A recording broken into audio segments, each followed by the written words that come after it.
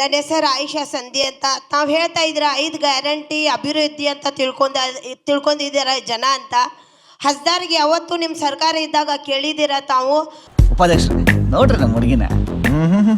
ನಿಮಗೆ ಹಸು ಆಗಿದೆ, ಗಾಡಿಗೆ ಬಸ್ಗೆ ದುಡ್ಡು ಇಲ್ದಾಗ ನಿಮಗೆ ನಾವು ಏನಾರು ಅನುಕೂಲ ಮಾಡು ಕೇಳೋಣ ಅಂತ ಯಾವತ್ತೂ ಹೆಣ್ಮಕ್ಳಿಗೆ ಕೇಳಿದ್ದೀರಾ? ಕೂತಿರ ತಪ್ಪಿಗೆ 3 ದಿನ ನೋವು ಅನ್ಭವಿಸಿದೀವಿ. 2,000 ರೂಪಾಯಿ ಒಳಗೆ ಎಷ್ಟೋ ಜನ ಹೆಣ್ಮಕ್ಳು ಇವತ್ತು ಬೋರ್ಗೋಲ್ ತೆಗಿತಾ ಇದ್ದಾರೆ. ಯಾವ ಕನ್ನಡನ ಇದು? ಯಾವ ಕನ್ನಡನೋ ಗೊತ್ತಿಲ್ಲ, ನಮ್ ಕಡೆ ಅಂತೂ ಕೆಟ್ಟದಾಗ ಸೌಂಡ್ ಆಗುತ್ತೆ. ಎಷ್ಟೋ ಜನ ಮನೆಯಲ್ಲಿ ವಸ್ತು ತಗೋತಾ ಇದ್ದಾರೆ, ತನ್ನ ಮಕ್ಕಳಿಗೆ ಸ್ಕೂಲಿಗೋಸ್ಕರ ಖರ್ಚು ಮಾಡ್ತಾ ಇದ್ದೀರಿ.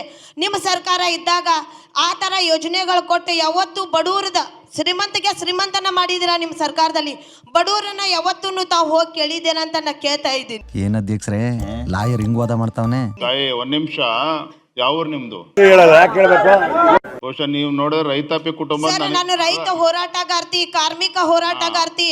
ನಾನು ಒಂದು ಹೋರಾಟಗಾರ್ತಿ. ನಾನು ಸ್ಲಮ್ ಏರಿಯಾದಿಂದ ಹಿಡ್ಕೊಂಡು ಇಲ್ಲಿ ಕೂತ ರೈತರ ಕೇಳಿ ಕಬ್ಬಿನ ಬಿಲ್ಲ ನನ್ನ ಸರ್ಕಾರ ಇದ್ದಾಗ ನಾ ಹೋರಾಟ ಮಾಡಿದ್ದೀನಿ. ಧೈರ್ಯ ಅನ್ನೋದು ಬಹಳಷ್ಟು ಜನ ಡಿಕ್ಷನರಿಯಲ್ಲಿ ನೋಡಿದ್ರೆ ನನಗೆ ಅದು ಜೀನ್ಸ್ ಅಲ್ಲೇ ಬಂದಿದೆ ಸರ್. ಅಧಿವೇಶನ ನಡೀತಾ ಇದೆ,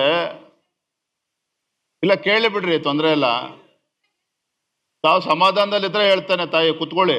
ಅಕ್ಕೋ ನಿನಗೆ ಇದೆಲ್ಲ ಅರ್ಥ ಆಗುದಿಲ್ಲ, ಸುಮ್ನಿರು. ಇವತ್ತು ಯಡಿಯೂರಪ್ಪನವ್ರು ಮುಖ್ಯಮಂತ್ರಿಗಳಿದ್ದಾಗ ಇಡೀ ದೇಶದಲ್ಲಿ ಯಾರು ಕೊಟ್ಟಿರಲಿಲ್ಲ, ಭಾಗ್ಯಲಕ್ಷ್ಮಿ ಕೊಟ್ಟವ್ರು ಯಡಿಯೂರಪ್ಪನವರು. ಇವತ್ತು ರೈತರು ಇವತ್ತು ತಮ್ಮ ಹೊಲಕ್ಕೆ ನೀವು ಬರೋಕ್ಕೂ ಮುಂಚೆ ನೀವು ತಡವಾಗಿ ಬಂದ್ರಿ.